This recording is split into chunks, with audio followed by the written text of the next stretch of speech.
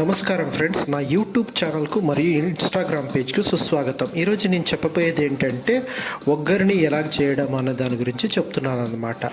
ఇది వచ్చేసి రాయలసీమ మరి కర్ణాటకలో ఫేమస్ అనమాట ఈ ఫుడ్. సో దాని గురించి ఈరోజు నేను చెప్తున్నాను.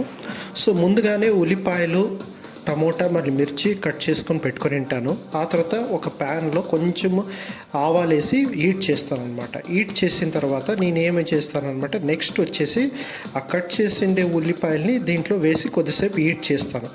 అది కొంచెం రంగు మారే వరకు, కొంచెం బ్రౌన్ అయ్యే వరకు చేసేసి ఆ తర్వాత నెక్స్ట్ ఏం చేస్తానంటే దానికి టమోటా మరి మిర్చిని వేసి ఇంకొద్దిగా హీట్ చేస్తాను.